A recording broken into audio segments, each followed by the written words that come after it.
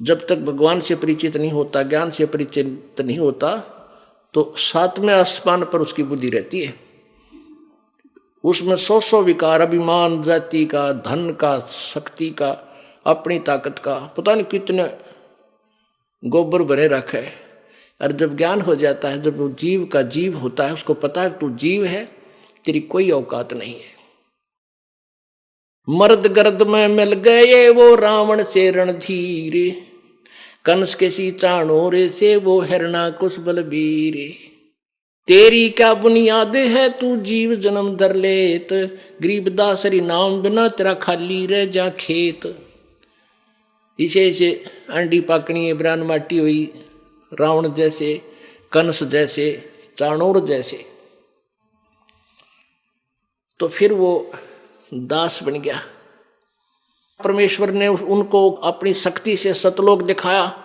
उस चौधरी साहब को अपना गवाह बनाना था इस बिचली पीढ़ी के लिए, कि आने वाले समय में मेरे गवाह बने और मेरी प्यारी आत्मा मुझे पहचान सके, मैं पूर्ण परमात्मा हूँ, कबीर जी। ऐसे ही 3 दिन तक अचेत पड़े रहे मुलुक राम जी, मुलुकदास जी। और जब वापस आत्मा को छोड़ा, ओहो, फिर उसके बाद कलम तोड़ महिमा गाई अपने कबीर भगवान की। क्या कहते हैं? जपोरे मने साहेब नाम कबीर, जपोरे मने परमेश्वर नाम कबीर। एक समय गुरु बंसी बजाई कालंदरी के तीर, एक समय गुरु बंसी बजाई कालंदरी के तीर। सुर नर मुनि जन थकत बहे वो रुक गया दरिया नीर, जपोरे मन साहेब नाम कबीर, जपोरे मन परमेश्वर नाम कबीर। काशी तज गुरु मगहर आए दोनों दीन के पीर, काशी तज गुरु मगहर आए दोनों दीन के पीर। कोई गाड्डे कोई अग्न जलावे, ढूंढा ना पाया शरीर, जपोरे मन साहेब नाम कबीर, जपोरे मन परमेश्वर नाम कबीर। भाई 4 दाग से सतगुरु न्यारे अजरो अमर शरीर, 4 दाग से सतगुरु न्यारे अजरो अमर शरीर। दास मलूक सलूक कहते हैं, खोजो खसम कबीर, जपोरे मन साहेब नाम कबीर, जपोरे मन परमेश्वर नाम कबीर। 4 दाग से सतगुरु न्यारे अजरो अमर शरीर, 4 दाग से सतगुरु न्यारे अजरो अमर शरीर। दास मलूक सलूक कहते हैं, खोजो खसम कबीर, जपोरे मन परमेश्वर नाम कबीर, जपोरे मन साहेब नाम कबीर। अब क्या कहते हैं मुलुकदास जी कि ए मन सभी को सुना सुना कर कह रहे हैं कि उस कबीर परमात्मा की भक्ति कर रहे। वो कितना समर्थ है, क्योंकि पहले मुलुक राम जी श्री कृष्ण जी के पुजारी थे हिंदू धर्म में जन्म होने के कारण, और महिमा सुना करते थे कि श्री कृष्ण जी जब बंसरी बजाते थे पशु पक्षी आ जाते थे उनके पास, गायें भी बैठ जाती थी। तब मुलुकदास जी ने 1-2 प्रश्न किया था प्रभु जी से कि ऐसे ऐसे सुना है जी, कृष्ण भगवान जब बंसरी बजाते थे वहाँ गौएं आ जाती थी, बैठ जाती थी, उनकी प्यार से सुनते थे। क्योंकि हम बहुत दिनों तक उस पुराने रंग में रंगे रह जाते हैं, थोड़ी बहुत श्रद्धा उनमें रह जाती है हमारी। उसको समाप्त करने के लिए प्रभु अपनी प्यारी आत्मा को अपने शरण में लेने के लिए क्या क्या लीला करता है। तो एक दिन परमात्मा ने कहा, चल भाई मुलुकदास, आज हम भी एक बंसुरी बजा के दिखावांगे तेरे उस जमुना के किनारे पे। परमात्मा ने ऐसे हाथ किया, हाथ में बंसुरी आ गई। वो कद्दे ना बजाया करते, वो तो मालिक थे। बंसुरी आ गई और फिर परमात्मा ने वह बंसुरी बजानी शुरू की उस कालंदरी यानी यमुना के तीर पे, किनारे पे। कहते हैं ऊपर से आसमान में देवता लोग भी नीचे को आगे अपने वाहन लेकर के आसपास छा गए और मुलुकदास चारों तरफ देख रहा है। पशु पक्षी भी आसपास आकर के बड़े शांतपूर्वक बैठ गए और दरिया का जल भी कति स्टेबल हो गया, डट गया, रुक गया जब परमात्मा ने वह बंसुरी बजाई। उसके विषय में कह रहे हैं, एक समय गुरु बंसी बजाई कालंदरी के तीर, एक समय गुरु बंसी बजाई कालंदरी के तीर, सुर नर मुनि जन सब थकत बहे वो रुक गया दरिया नीर, जपोरे मन परमेश्वर नाम कबीर। अब तुलनात्मक बताते हैं, तुम श्री कृष्ण जी की महिमा गाते हो, अब कबीर जी की सुन लो। उन्होंने भी ये लीला करके दिखाई, उसमें ऐसा कमाल कर दिया।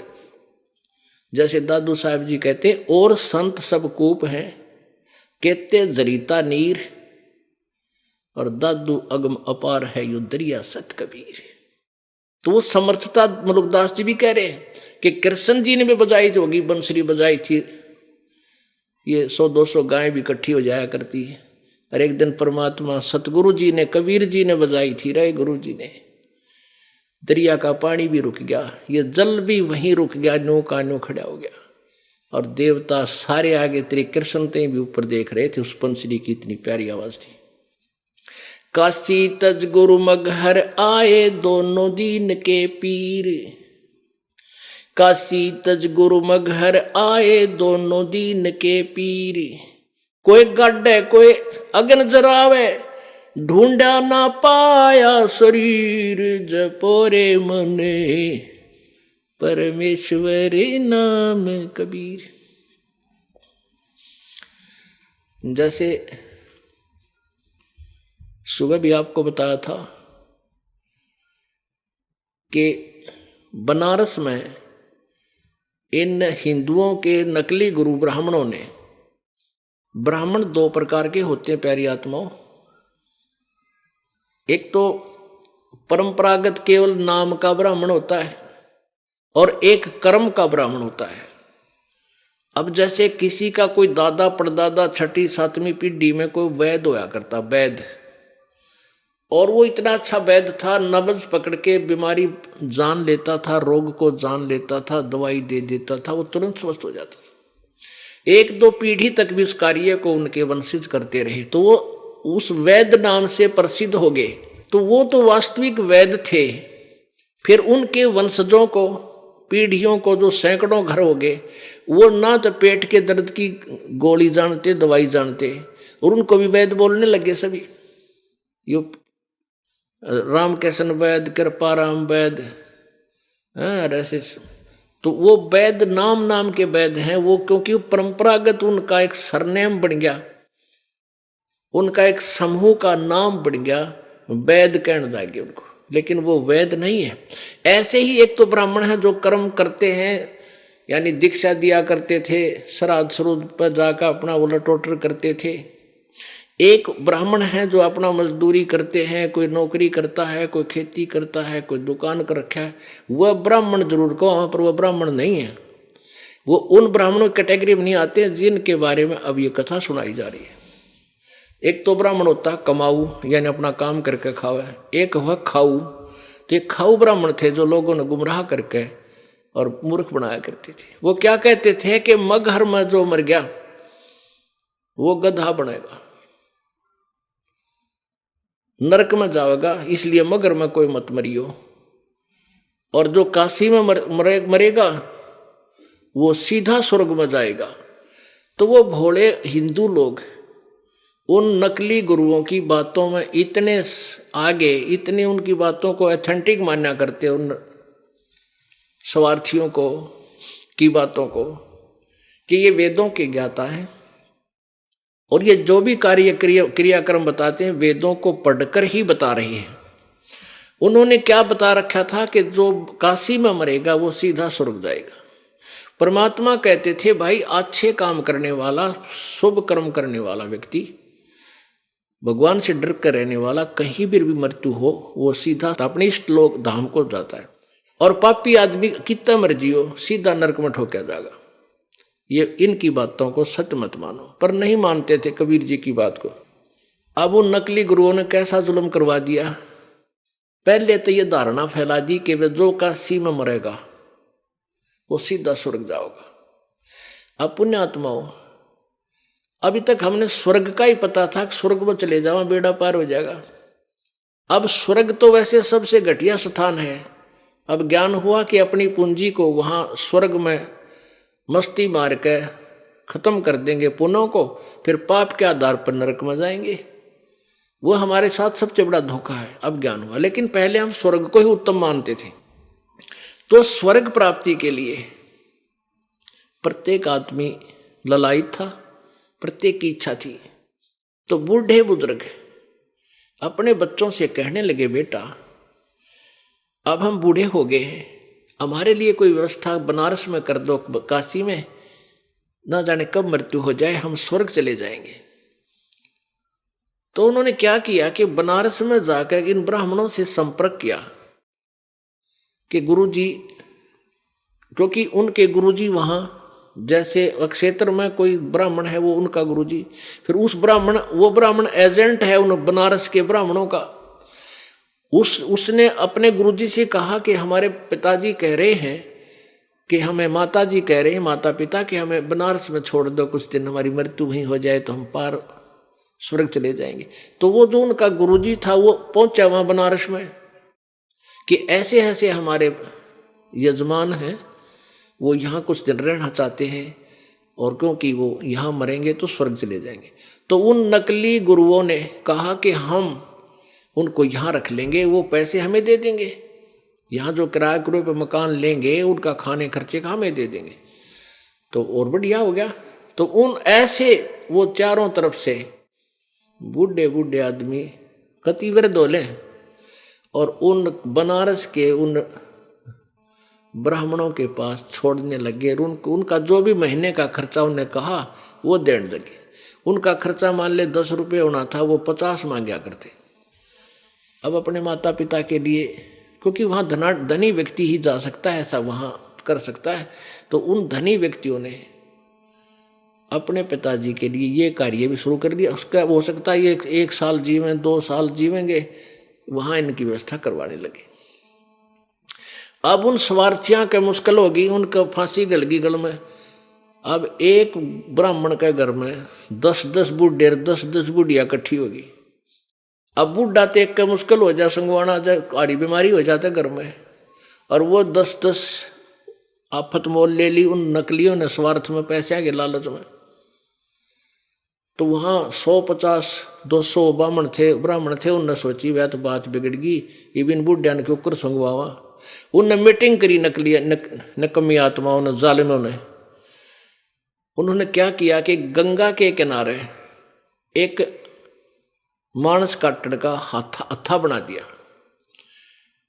एक हत्था बना दिया, यानी एक ऐसी स्थान बना दिया कि उसमें एक गुफा बनाई कती किनारे पे,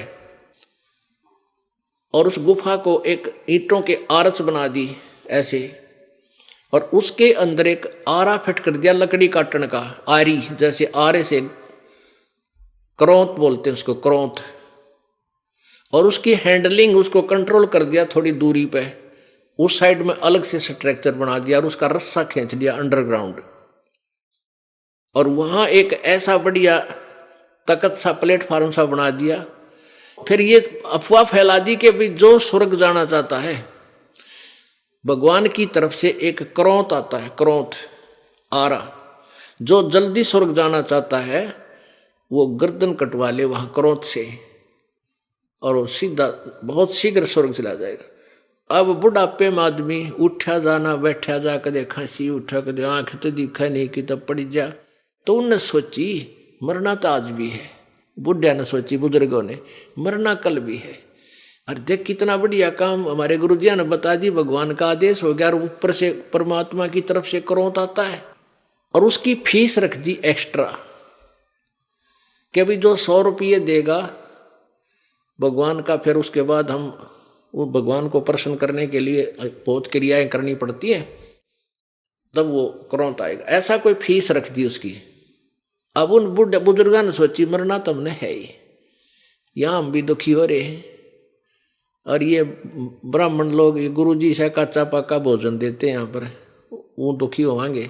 तो उन्होंने सारी स्कीम बनाकर अपने बच्चे बुला लिए, जो हिम्मत सी करता था उनमें से मरण की, और कहने लगे बेटा हमने मृत्यु तो होना ही है। गुरु जी कह रहे हैं ऊपर एक आरा आता है क्रोध भगवान की तरफ से, वो उसी पर चलता है जिसकी वहाँ चाह होती है, और मरना तो हमने है बेटा, इसकी इतनी फीस लगे, 1 साल में आपकी इतनी खर्चा हो जाएगा और इतनी फीस ये मांगते, इनको दे दो।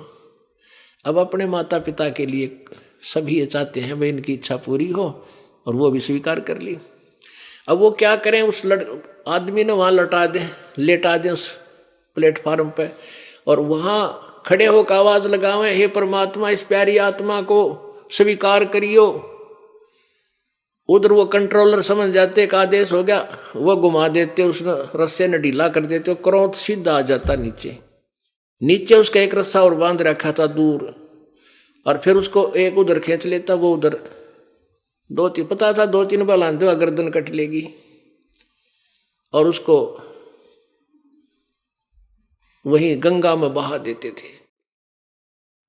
और कई बार क्या होता था, वो उनके वो सारा जो साजबाज सारा कंडेम हो जाता, वो रस्सा अड़ जाता, नहीं वो क्रोध आता, तो उसको उठा लेते, भाई अब तेरा नंबर नहीं आया, फिर आओगा, अब तू चाल। तो और पक्की हो जाती है तेरा गजब, तो भगवान ने की तरफ से आवे, क्यों बोले आत्मा थी, विश्वास करते थे मालिक पे।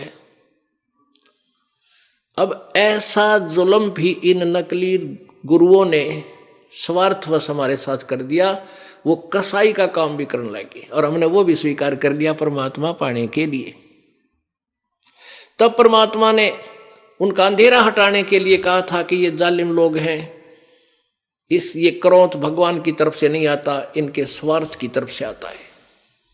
लेकिन हम इतने अपने गुरुओं पे इतने अंधविश्वासी थे कि हम कबीर जी के शत्रु हो गए। उनके कहने थे कि ये झूठा है, कपटी है, ये कबीर ब्रह्मा विष्णु महेश जी को बुरा कहता है, ये देवताओं का, हमारे हिंदू धर्म का शत्रु है। तो परमात्मा कहते हैं कहूँ सच्ची ये मानना झूठी।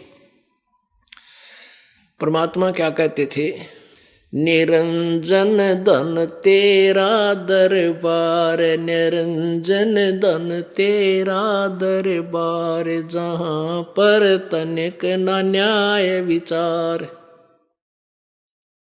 निरंजन धन तेरा दरबार, जहाँ पर तनिक न न्याय विचार। भाई वैश्या उड है मुल मुल खासा, गल मोतियों के आर। वैश्या उड है मुल मुल खासा, गल मोतियों के आर। पति भर्ता को मिले न खादी, वो सूखा नरस आहार। निरंजन धन तेरा दरबार, निरंजन धन तेरा दरबार, जहाँ पर तनिक न न्याय विचार। भाई पाखंडी की पूजा जग में, संत को कहे लबाड़। पाखंडी की पूजा जग में, संत को कहे लबाड़। अज्ञानी को परम विवेकी, ज्ञानी को मूड गंवार। निरंजन धन तेरा दरबार, निरंजन धन तेरा दरबार, जहाँ पर तनिक न न्याय विचार। कह कबीर सुनो भाई साधो, यहाँ सब उल्टा व्यवहार। कह कबीर सुनो भाई साधो, सब उल्टा व्यवहार। सच्चों को तो यो झूठा बताओ, इन झूठों का एतबार। निरंजन धन तेरा दरबार निरंजन, धन तेरा दरबार जहां पर तनिक न न्याय विचार। कह कबीर सुनो भई साधो सब उल्टा व्यवहार। कह कबीर सुनो भई साधो सब उल्टा व्यवहार। सच्चों को तो ये झूठा बतावे, इन झूठों का एतबार। निरंजन धन तेरा दरबार, निरंजन धन तेरा दरबार। अब ये सारा कुकर्म युग काल करवा रहा है, ये ज्योति निरंजन काल ये सब जुल्म करवा रहा है कि इस समाज को, मानव समाज को अपने नकली गुरुओं के द्वारा इतना भ्रमित कर दूं, ये सत भक्ति से और परमात्मा की महिमा से कति विपरीत आरूढ़ हो जा। ये तो परमात्मा स्वयं आते हैं समय समय पर अपनी समर्थता का प्रमाण देकर भक्तों को, मानव समाज को फिर से भगवान से जोड़ते हैं। इस पिछली पीढ़ी के लिए ये चाहते हैं कि पिछली पीढ़ी तक मनुष्य में परमात्मा की आस्था बनी रहे। नहीं तो ये काल चाहता है ये नास्तिक हो जाएं, ऐसी साधना करवा दें इनसे नकली लोग संत कि इनसे कोई भगवान से कोई लाभ ना हो, और ये सब कहने लग जाएं कि परमात्मा कहीं नहीं है, झूठ बोलते हैं। जैसे पूरा चीन नास्तिक हो गया, रूस नास्तिक हो गया। क्यों हो गया? क्योंकि उन्होंने महात्मा बुद्ध की शरण दी। महात्मा बुद्ध के पास भक्ति नहीं थी, केवल पूर्व जन्म की कमाई थी, जिसके कारण कुछ एक चमत्कार हुए, जिससे उनके वचन में शक्ति थी, काल का भेजा हुआ था। और आज वो नास्तिक हो गए क्योंकि उसके द्वारा बताया गई साधना से ईश्वरीय लाभ ना मिला किसी को। और काल यही चाहता है कि लोग नास्तिक हो जाएं, मांस खाने लग जाएं, शराब पीने लग जाएं और भगवान से दूर हो जाएं, पापी हो जाएं। अब देखो मुसलमान समाज में मांस ने किस तरह खाए हैं। ईसाई समाज में देख लो, मांस की आंट नहीं, शराब की आंट नहीं, तो सिगरेट की कोई उनके लिए मर्यादा नहीं। ऐसे ही सिख समाज में मांस और शराब तो ऐसी होगी जैसे दूध और दही पिया करे। ऐसे हिंदू समाज में आग लगी। तो काल ये चाहता है कि मैं इतना गिरा दूं कि जो भक्ति युग आवे तब तक ये कति नास्तिक हो जाए और कति दुष्ट हो जाए। लेकिन परमात्मा कहता है मेरी आत्मा, मेरी प्यारी आत्माओं को मैं आप सुधार लूँगा। मेरे पास वो शक्ति है, मेरे पास वो ज्ञान है, वो भक्ति है, न मांझ धो के फिर साफ कर लूँगा अपना ने और भक्ति योग बना लूँगा। इतनी समर्थता है मालिक के ज्ञान में। और ज्ञान सब ज्ञानड़ी, ये कबीर ज्ञान सो ज्ञान। जैसे गोला तोब का अब करता चले मैदान। अब परमात्मा का ज्ञान इतना जबरदस्त है, ऐसा अटैक करेगा अज्ञान के ऊपर, ऐसा आक्रमण करेगा जैसे तोब का गोला सब किले और मकान ढा के कति मैदान बना देता है। तो पुण्यात्माओं, परमात्मा ने कहा भी मैं मगर में शरीर छोड़ूंगा और तुम देख लियो मैं कहाँ जाऊंगा। तो परमात्मा ने वहाँ मगर में जाके, जहाँ मरने से ये ब्राह्मण लोग कहते थे वहाँ गधा बनता है, नरक में जाता है। तो परमात्मा ने कहा भी मैं सच्ची भक्ति करता हूँ, पूर्ण परमात्मा की करता हूँ और तुम्हारे इन भगवानों की नहीं करता हूँ। और आप देखना मैं मगर मरूंगा और वहाँ देखना कहाँ जाता हूँ। तो उस समय कबीर परमेश्वर जी के वीरदेव सिंह बघेल काशी का राजा और बिजली खां पठान मगर का नवाब दोनों शेष हो चुके थे। तो परमात्मा ने मगर में जाकर मरने की यानी शरीर छोड़ने का ऐलान कर दिया। बनारस से भी बहुत लोग देखने के लिए गए, राजा भी गया, सेना ले गया कि वहाँ कबीर जी मृत्यु होगी, शरीर छोड़ेंगे, हम अपने गुरुदेव का शरीर यहाँ लाएंगे बनारस में और हिंदू रीति से उनका संस्कार करेंगे। और यदि वो मुसलमान नहीं देंगे हमारे को बिजली खान पठान तो युद्ध करके लाएंगे। सेना भी साथ ले गए।